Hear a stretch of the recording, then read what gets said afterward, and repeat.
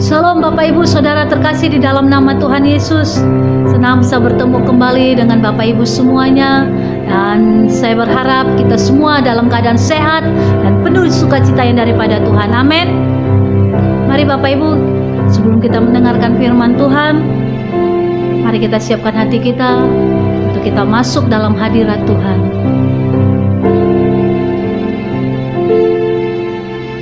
Saat ku masuk ke hadirat-Mu, ku tersungkur dan sembah-Mu. Ku persembahkan korban syukurku yang terbaik bagimu. Saat ku masuk ke hadirat-Mu, saat ku masuk ke hadirat-Mu, ku tersungkur dan sembah-Mu. Ku persembahkan korban syukurku yang terbaik bagimu. Ku bawa korban syukur ke tempat kudus-Mu Tuhan. Hatiku limpah dengan syukur, sebab Tuhan baik selamanya. Ku bawa korban syukur ke tempat kudus-Mu Tuhan. Hatiku limpah dengan syukur, sebab Tuhan baik. Oh, sebab Tuhan baik. Mari Bapak Ibu jemaat Tuhan yang dikasihi, kita angkat pujian ini bersama-sama. Saat masuk ke hadirat-Mu, ku tersungkur dan sembah-Mu. Ku persembahkan korban syukurku yang terbaik bagimu. Ku bawa korban syukur ke tempat kudus-Mu Tuhan. Hatiku limpah dengan syukur, sebab Tuhan baik selamanya. Selamanya ku bawa korban syukur ke tempat kudus-Mu Tuhan. Hatiku limpah dengan syukur, sebab Tuhan baik selamanya. Kau baik selamanya. Ku bawa korban syukur.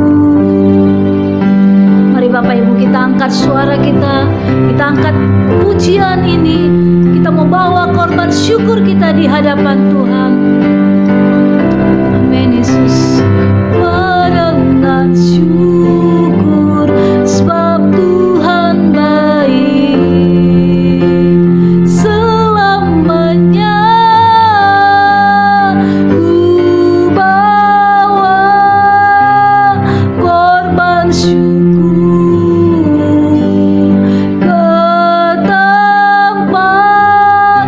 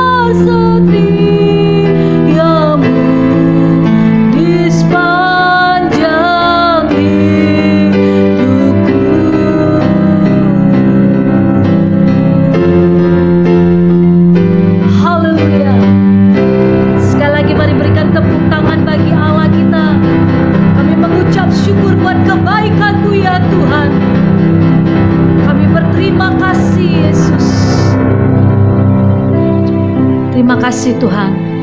Terima kasih. Terima kasih buat anugerah-Mu dalam kehidupan kami. Terima kasih buat berkat-berkat-Mu dalam hidup kami. Kami bawa korban syukur kami di hadapan-Mu ya Tuhan. Karena Kau layak terima ucapan syukur kami. Engkau Allah yang layak menerima setiap pujian kami. Engkau Allah yang layak menerima setiap penyembahan kami. Kami naikkan syukur kami di hadapan-Mu ya Tuhan. Saat ini Tuhan, kami akan mendengarkan firman-Mu yang akan disampaikan oleh hamba-Mu Bapak Pendeta Dr. Andi Padriadi Wiharjo Kusumo. Biar Tuhan yang mengurapi setiap kami. Biar Tuhan yang mengurapi mulut bibir hamba-Mu ya Tuhan. Sehingga pesan-pesan yang Tuhan mau sampaikan melalui hamba-Mu itu boleh membangun setiap kami yang mendengar ya Tuhan. Dimanapun kami berada. Oh biarlah firman-Mu itu yang senantiasa menguatkan kami, menghibur kami, menuntun kami ya Tuhan. Terima kasih Bapa. Berbicaralah Allah Roh Kudus dalam setiap kehidupan kami pribadi lepas pribadi, sehingga kami mengerti jalan-jalan-Mu, kami mengerti kehendak-Mu dalam kehidupan kami ya Tuhan. Kami buka hati kami untuk firman-Mu. Kami siapkan hati dan pikiran kami tertuju kepada firman-Mu ya Tuhan. Kami mematahkan setiap pekerjaan-pekerjaan si jahat yang mengganggu konsentrasi kami untuk mendengarkan firman Tuhan. Kami patahkan, kami hancurkan di dalam nama Tuhan Yesus.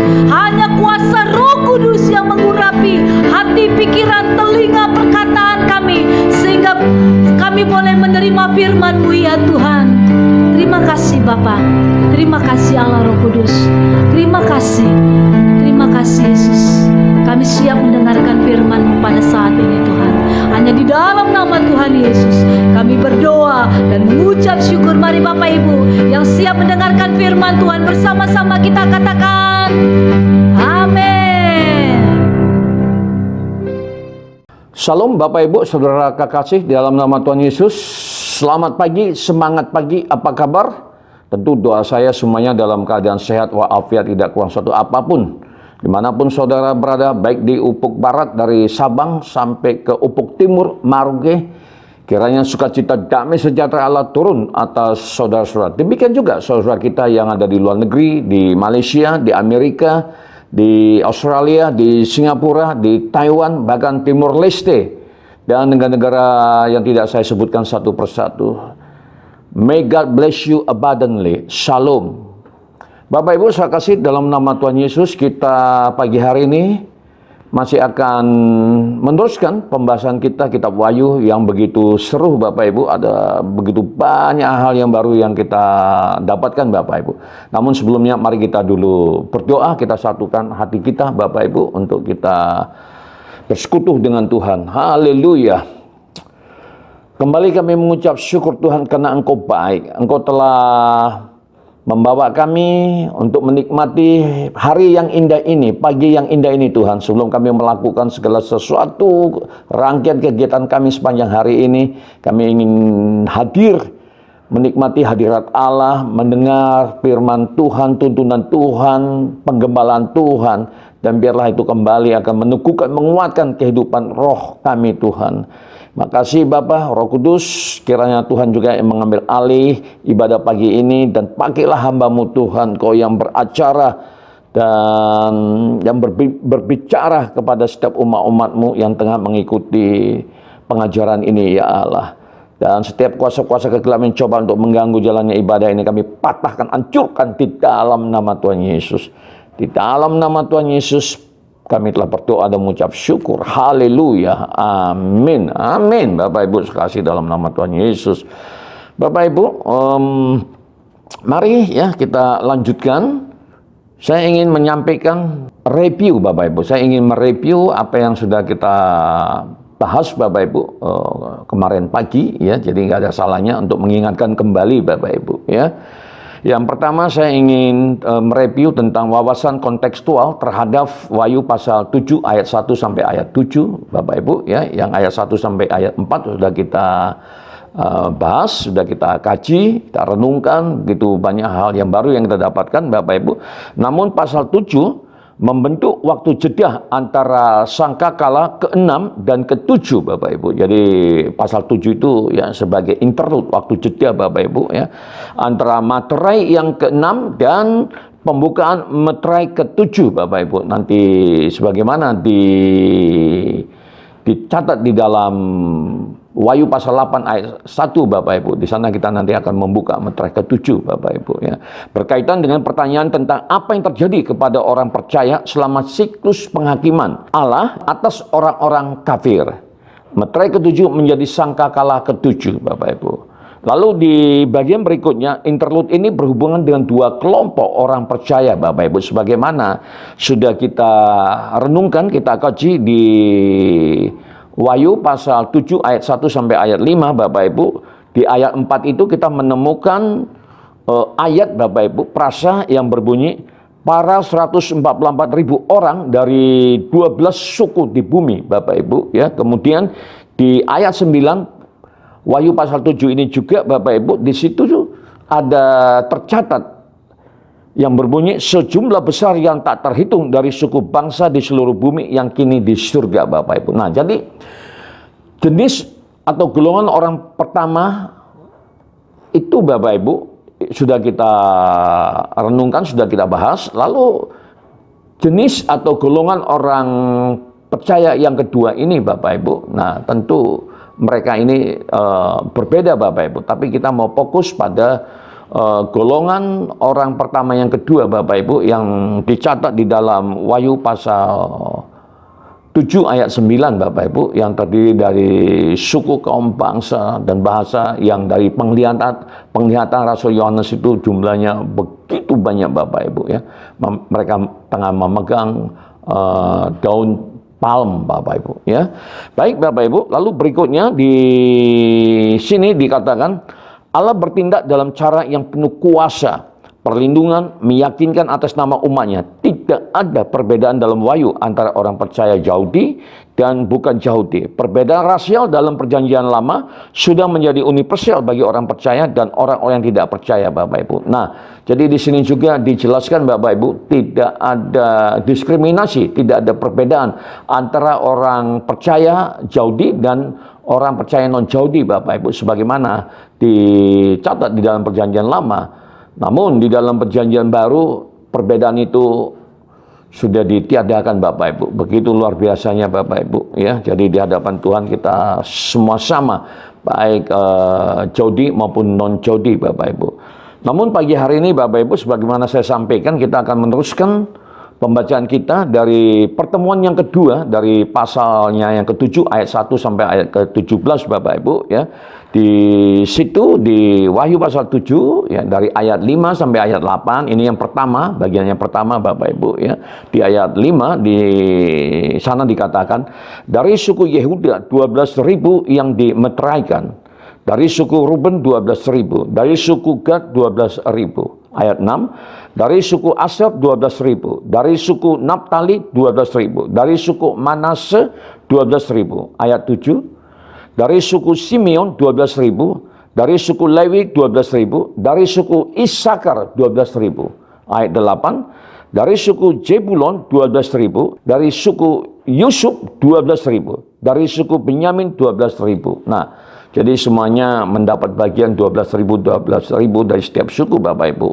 Namun kita akan mengkajinya lebih dalam lagi Bapak Ibu, karena di ayat 5 itu Bapak Ibu ada tertulis dari suku Yehuda Bapak Ibu ya. Jadi daftar suku di ayat 5 ini tidak sesuai dengan salah satu dari daftar 20 yang ditemukan dalam perjanjian lama Bapak Ibu. Jadi enggak paralel dia Bapak Ibu ya. Ada perbedaan, ada ketidaksesuaian Bapak Ibu. Nah, mengapa bisa seperti itu Bapak Ibu? Ini yang menjadi kajian kita. Terutama tidak sesuai dengan Yehezkiel pasalnya 48 sampai ayat 2 sampai ayat 7 yang berisi daftar eskatologis. Nah, jadi eskatologis itu kaitannya dengan akhir zaman Bapak Ibu ya, apa yang telah dinubuatkan dan itu akan terjadi pada akhir zaman. Jadi eskatologis ya Bapak. Jadi ilmu yang mempelajari peristiwa-peristiwa yang terjadi di akhir zaman Bapak Ibu ya.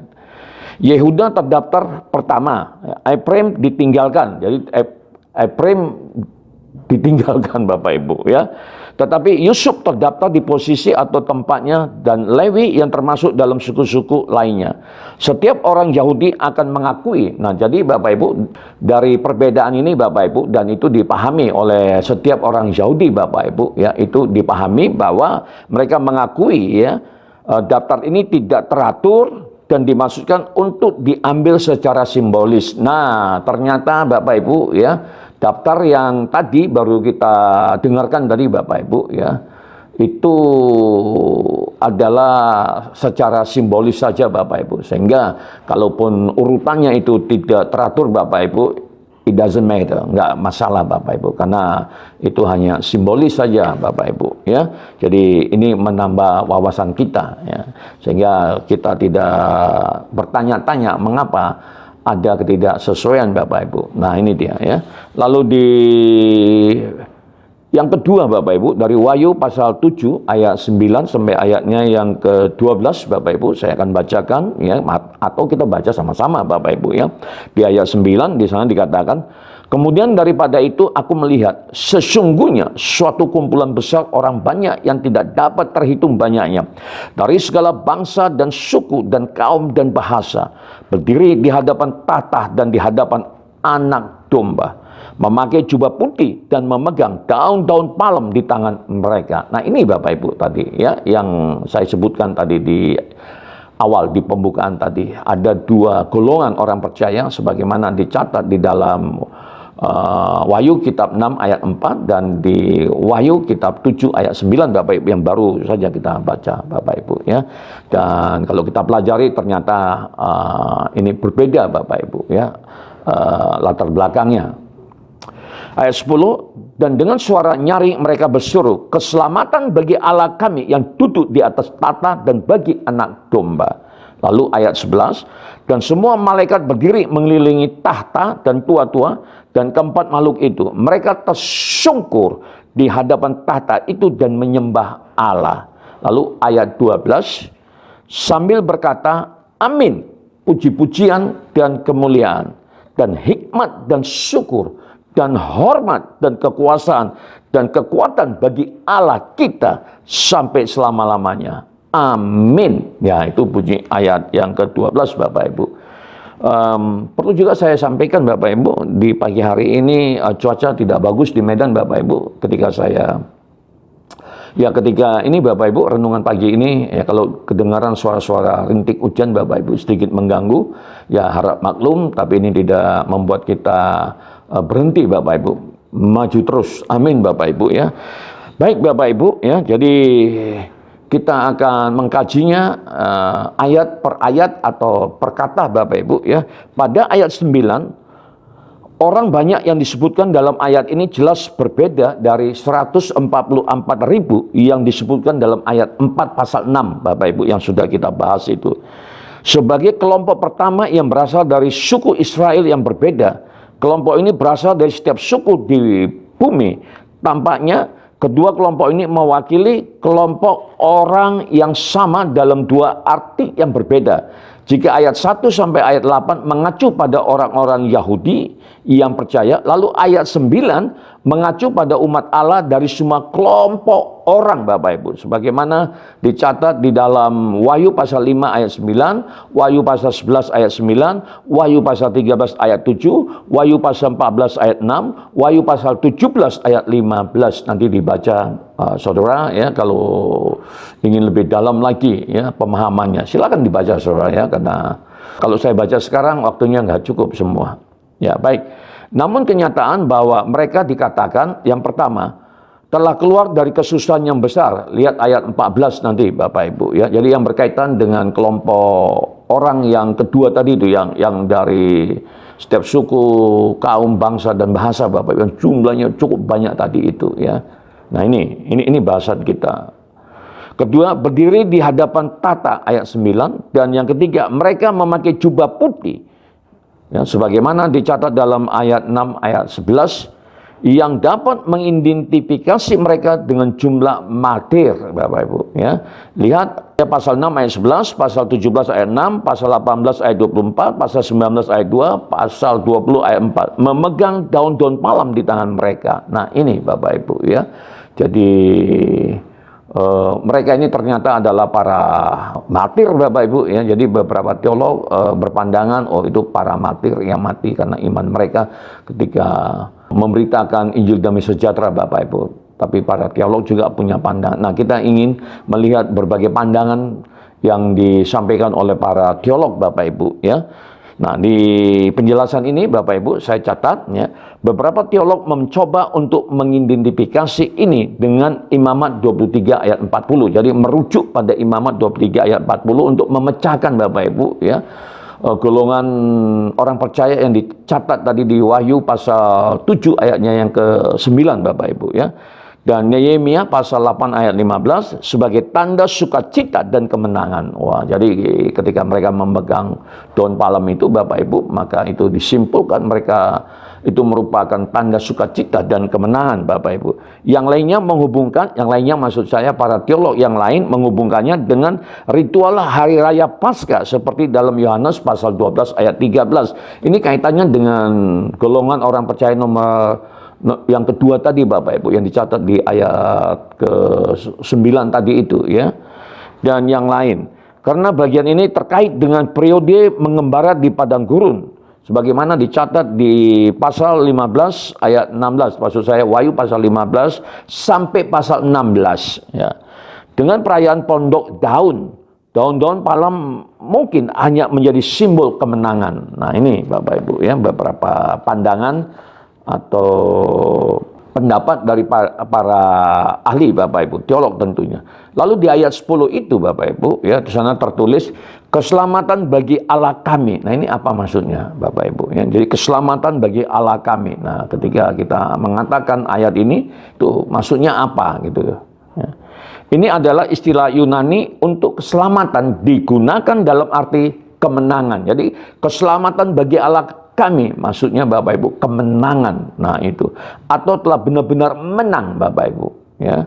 Tadi ya yang dicatat di ayat yang ke-9 itu ya. Istilah perjanjian lama berarti pembebasan fisik. Lihat Yakub pasal 5 ayatnya yang ke-15.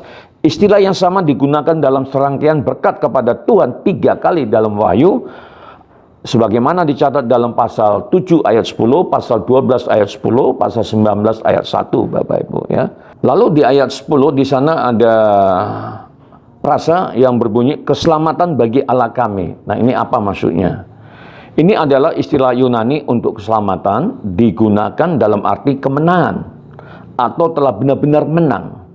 Istilah perjanjian lama berarti pembebasan fisik sebagaimana dicatat dalam Yakobus pasal 5 ayatnya yang ke-15. Istilah yang sama digunakan dalam serangkaian berkat kepada Tuhan 3 kali dalam Wahyu, sebagaimana dicatat dalam Wahyu pasal 7 ayat 10, Wahyu pasal 12 ayat 10, lalu Wahyu pasal 19 ayat 1. Lalu ayat 10 juga ada frasa yang berbunyi dan bagi anak domba. Nah, ini apa pula artinya Bapak Ibu ya. Nah, di sini perhatikan bahwa Mesias diberkati dalam cara yang sama seperti Yahweh. Nah, Yahweh Bapak Ibu itu bahasa Ibrani ya, yang artinya Tuhan atau Allah. Ini menekankan esensi ilahi dari anak. Nah, jadi Bapak Ibu ya, di sini ada penekanan ya, di mana kita harus memberikan perhatian. Di situ dikatakan bahwa Mesias diberkati dalam cara yang sama seperti Yahweh. Ini menekankan esensi ilahi dari anak. Lalu di ayat 12 Bapak Ibu ya, ada juga kata yang berbunyi mengatakan. Nah, ini tadi mengatakan maksudnya apa Bapak Ibu ya. Perhatikan berkat 7 kali kepada Allah dan Mesias sebagaimana dicatat di dalam ayat 10 pasal 7 tadi Bapak Ibu. Yang mirip dengan berkat ke-7 anak domba yang disembelih sebagaimana dicatat dalam Wahyu pasal 5 ayatnya yang ke-12 Bapak Ibu ya. Lalu ketiga Bapak Ibu ya, yang ketiga yaitu Wahyu pasal 7 ayat 13 sampai ayat 17. Ini bagian terakhir Bapak Ibu ya. Nah, ayat 13 itu dikatakan demikian, Dan seorang dari antara tua-tua itu berkata kepadaku, siapakah mereka yang memakai jubah putih itu? Dan dari manakah mereka datang? Ayat 14, maka kataku kepadanya, Tuanku, Tuhan mengetahuinya. Lalu ia berkata kepadaku, mereka ini adalah orang-orang yang keluar dari kesusahan yang besar. Dan mereka telah mencuci jubah mereka dan membuatnya putih di dalam darah anak domba. Lalu ayat yang ke-15, karena itu mereka berdiri di hadapan tahta Allah dan melayani Dia siang malam di bait sucinya. Dan Ia yang duduk di atas tahta itu akan membentang kemahnya di atas mereka. Lalu ayat 16, mereka tidak akan menderita lapar dan dahaga lagi. Dan matahari atau panas terik tidak akan menimpa mereka lagi. Ayat 17, sebab anak domba yang di tengah-tengah tahta itu akan menggembalakan mereka dan akan menuntun mereka ke mata air kehidupan. Dan Allah akan menghapus segala air mata dari mata mereka. Nah ini Bapak Ibu ya. Mari kita kaji Bapak Ibu, kita dalami ya. Di ayat 14 Bapak Ibu, di sana ada ayat yang berbunyi, maka kataku kepadanya, Tuanku, Tuhan mengetahuinya. Nah, ini maksudnya apa Bapak Ibu ya? Ini adalah respon umum manusia untuk utusan malaikat. Lihat nanti di Zakaria pasal 4 ayat 5 dan ayat 13, lalu Daniel pasal 10 ayat 16 Bapak Ibu ya. Ia memperkuat identifikasi tua-tua dengan sekelompok makhluk malaikat. Literatur apokaliptik ditandai dengan mediasi malaikat dan interpretasi atau penafsiran Bapak Ibu ya. Interpretasi atau penafsiran ini menjadi penting seperti lagu paduan suara dalam mendefinisikan dan memahami bahasa simbolik ya. Memang banyak bahasa-bahasa simbolik ya Bapak Ibu, tapi itulah karakteristik literatur apokaliptik Bapak Ibu ya, pada zaman para nabi dan para rasul Bapak Ibu. Lalu di ayat yang ke-14 ada frasa atau ayat yang berbunyi, mereka ini adalah orang-orang yang keluar dari kesusahan yang besar. Nah itu ayat 14 ya Bapak Ibu ya, tetap di pasal yang sama. Ayat tersebut ditulis dalam bentuk present participle. Wah ini kalau nggak orang bahasa nggak ngerti nih Bapak Ibu ya. Jadi ayat ini Bapak Ibu yang berbunyi, mereka ini adalah orang-orang yang keluar dari kesusahan yang besar Bapak Ibu. Nah siapa mereka Bapak Ibu? Karena ayatnya Bapak Ibu ditulis dalam bentuk present participle Bapak Ibu ya. Kalau saya karena orang bahasa juga ngerti Bapak Ibu. Artinya Bapak Ibu ya, peristiwa dan kejadiannya itu sudah berlalu Bapak Ibu, di masa lampau. Nah itu dia, itu maksudnya Bapak Ibu. Jadi siapa mereka? Nah kan itu pertanyaan besarnya Bapak Ibu ya. Nah jadi di sini katakan, dan merupakan acuan kepada jemaat-jemaat yang dianiaya pada masa Yohanes. Nah jadi mereka itu adalah jemaat-jemaat yang dianiaya pada masa Rasul Yohanes Bapak Ibu ya. Jadi para martir yang tewas Bapak Ibu ketika memberitakan Injil sukacita damai sejahtera di zamannya para rasul Bapak Ibu, khususnya Rasul Yohanes Bapak Ibu ya, sebagaimana dicatat dalam Wahyu pasal 1 ayat 9, Wahyu pasal 2 ayat 9, Wahyu pasal 10 ayat 22, nanti dibaca lagi Bapak Ibu ya. Namun jelas bahwa acuan sejarah dalam kitab Wahyu mencatat penganiayaan orang-orang kudus di setiap zaman dan juga ke titik akhir zaman intensifikasi penganiayaannya Bapak Ibu. Nah ternyata Bapak Ibu ada teolog juga yang berpandangan Bapak Ibu, nah di dalam kitab Wahyu ini ternyata peristiwanya itu tidak terjadi untuk masa-masa tertentu, tapi itu menggambarkan di setiap zaman Bapak Ibu. Nah seperti itu ya, sebagai mana dicatat dalam Daniel pasal 12 ayat 1. Hal ini berkaitan dengan yang pertama, penganiayaan anak-anak Allah. Matius pasal 24 ayat 21 sampai ayat 22. Markus pasal 13 ayatnya yang ke-19, lalu 2 Tesalonika pasal 2 ayat 3, Wahyu pasal 2 ayat 10 dan Daniel pasal 12 ayat 1. Atau yang kedua, murka Allah turun atas orang-orang yang tidak percaya. Lihat 2 Tesalonika pasal 1 ayat 6 sampai ayat 9, Wahyu pasal 3 ayat 10, Wahyu pasal 6 ayat 17, Wahyu pasal 8 ayat 2, Wahyu pasal 16 ayat 1. Masalah-masalah ini sampai taraf tertentu telah dihubungkan dengan setiap masa. Orang Kristen sering menderita dalam nama Yesus. Sebagaimana dicatat dalam Yohanes pasal 6 ayat 16 ayat 33, Kisah Para Rasul pasal 14 ayat 22, Roma pasal 5 ayat 3, dan 1 Petrus 4 ayat 12 sampai ayatnya yang ke-16. Kedua peristiwa ini sering disebut kelahiran zaman baru, kebenaran. Sebagaimana dicatat dalam Markus pasal 13 ayat 8. Istilah Yunani tilipsis, penderitaan, di dalam kitab Wahyu selalu digunakan orang percaya yang menderita penganiayaan di tangan orang-orang yang tidak percaya. Sebagaimana dicatat dalam Wahyu pasal 1 ayat 9, Wahyu pasal 2 ayat 9, ayat 10, ayat 22, lalu Wahyu pasal 7 ayat 14. Istilah Yunani tumos, sebagaimana dicatat dalam Wahyu pasal 12 ayat 12, Wahyu pasal 14 ayat 8 dan seterusnya, ya, selalu digunakan oleh murka bapa atau anak pada pemberontak, orang-orang tidak percaya yang keras kepala. Sebagai sisi teologis, jika kitab ini ditulis untuk mendorong orang percaya melalui kesengsaraan, mengapa beberapa penafsir berkeras pada pengangkatan rahasia untuk menyelamatkan beberapa generasi masa depan orang percaya dari penganiayaan? Itu pertanyaannya. Penganiayaan adalah sebagian besar pemimpin pertama jemaat, Bapak. Nah, jadi cukup jelas Bapak Ibu, jadi penganiayaan itu dialami oleh sebagian besar pemimpin pertama jemaat. Termasuk saya juga Bapak Ibu, ya, karena pemimpin di jemaat saya. Dan setiap generasi orang percaya. Lalu mengapa selalu kelompok masa depan harus terhindar? Nah, ini Bapak Ibu, ya. Itu pertanyaan kritisnya.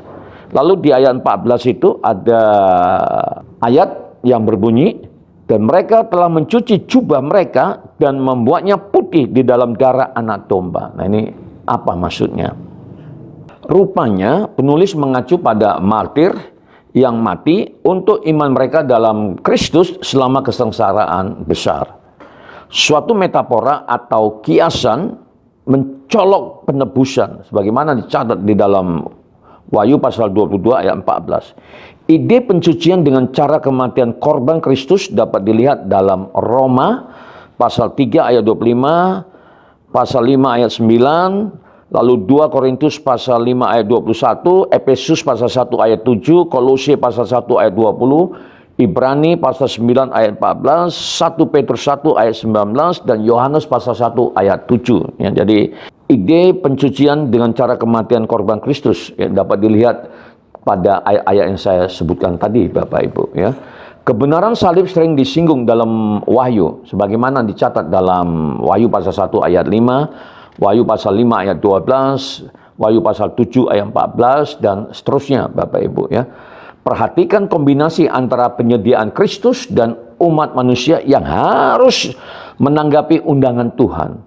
Aspek perjanjian dari kedua testamen atau perjanjian menegaskan inisiasi Allah dan ketentuan. Namun Allah yang berdaulat juga memilih bahwa manusia yang telah jatuh ini harus merespon. Sebagaimana dicatat dalam Yohanes pasal 1 ayat 12, Markus pasal 1 ayat 15, Kisah Para Rasul pasal 3 ayat 16, ayat 19, lalu Kisah Para Rasul pasal 20 ayat 21, dan Roma pasal 10 ayat 9 sampai ayat 13, pasal 7 ayat 15 sampai ayat 16 Bapak Ibu. Itulah penjelasannya.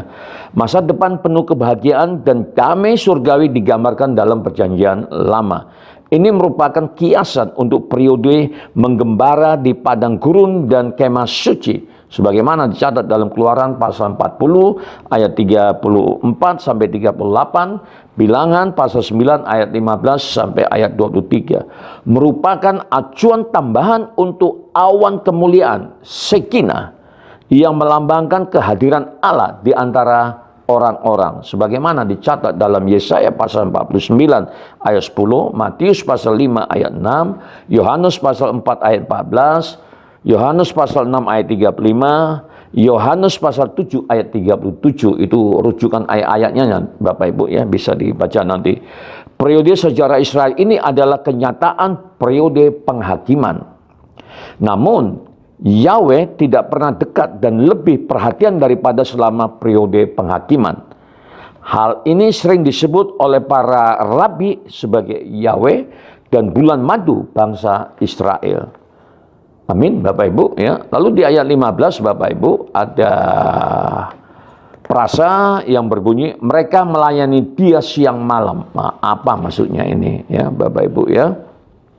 Di ayat 15 tadi itu dalam perjanjian lama disebut Imam Lewi.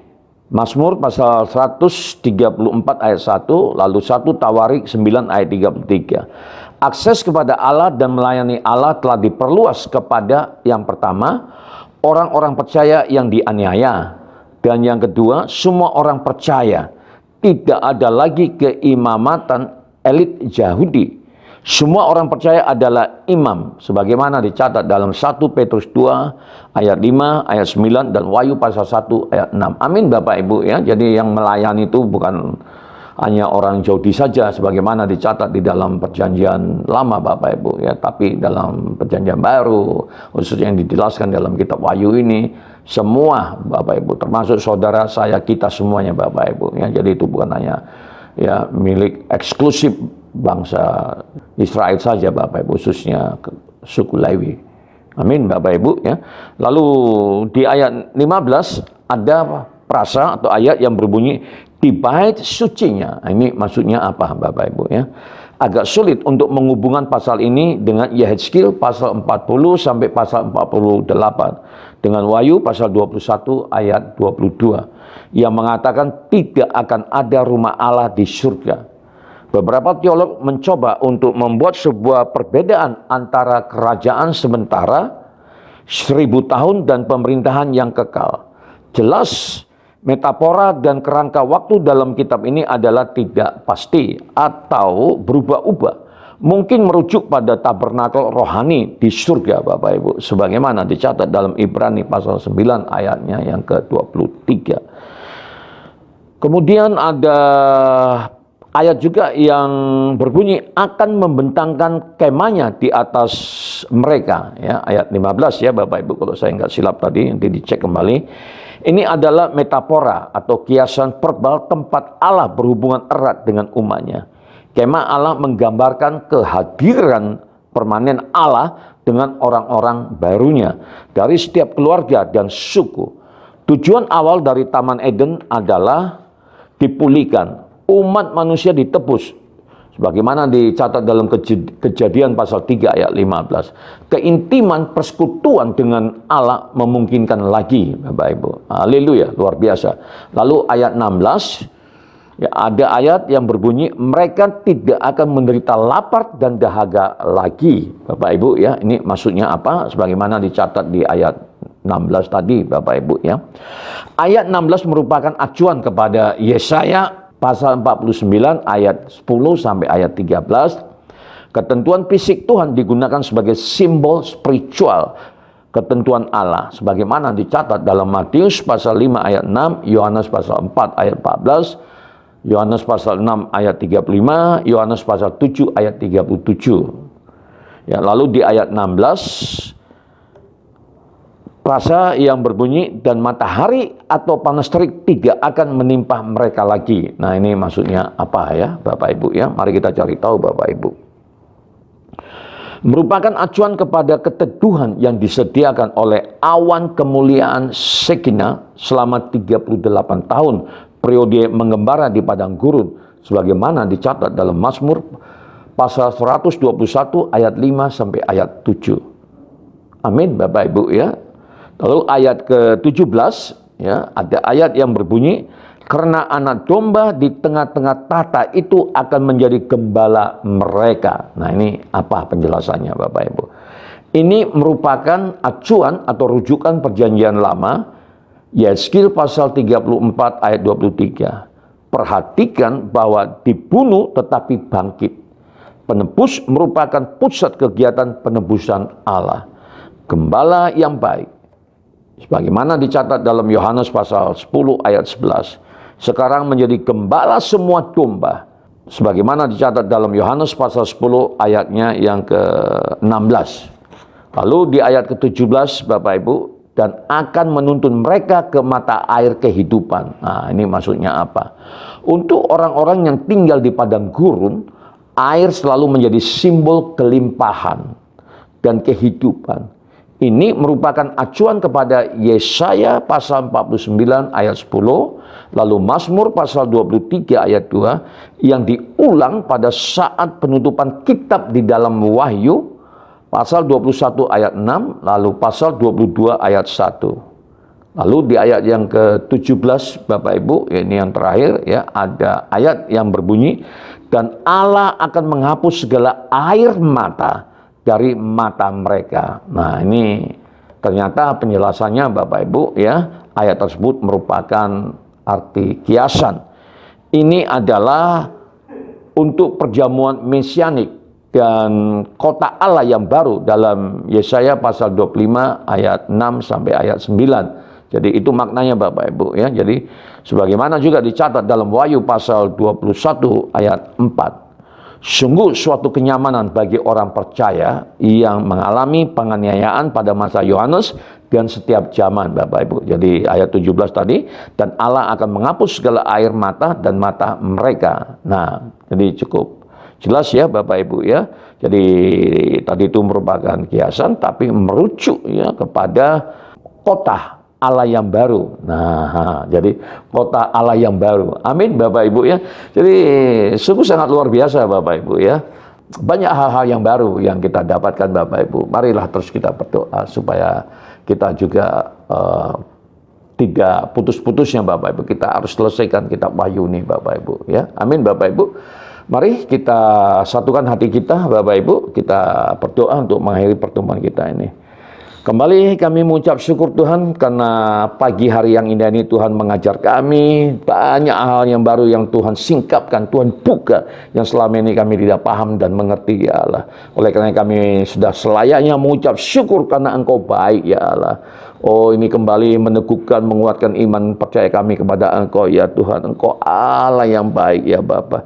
Biarlah Tuhan apa yang telah ditulis, dinubuatkan itu semuanya boleh tergenapi Tuhan. Tapi yang pasti kami semua orang-orang percaya aman dalam tangan perlindungan-Mu Tuhan. Terima kasih Bapa.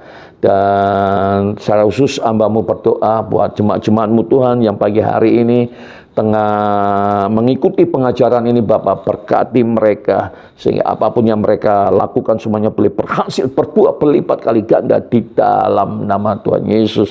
Demikian juga mereka yang sakit Tuhan sembuhkan di dalam nama Tuhan Yesus. Kuasa bilur-bilur-Mu Tuhan mengalir dan bekerja atas mereka.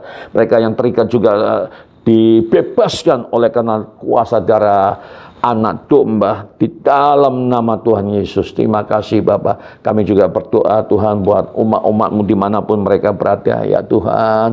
Oh mari Tuhan penyertaan-Mu yang sempurna juga turun atas setiap mereka Tuhan. Oh, demikian juga kota-kota Tuhan, bangsa-bangsa juga di mana anak-anak-Mu ini juga berada tinggal Tuhan. Bila lawatan-Mu terjadi, kebangunan rohani terjadi ya Tuhan di dalam nama Tuhan Yesus. Terima kasih Bapa. Dan kembali kami berdoa kuasa darah-Mu yang kudus menutup bungkus kehidupan kami sehingga kami dapat melakukan rangkaian kegiatan kami dari pagi, siang, sore hingga malam harinya di dalam nama Tuhan Yesus.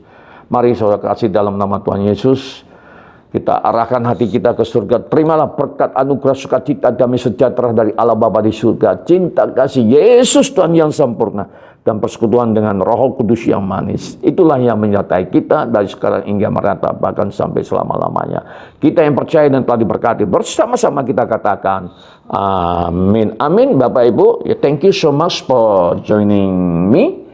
And we'll meet again. Kita akan ketemu lagi pada jam 7 waktu Indonesia bagian Barat.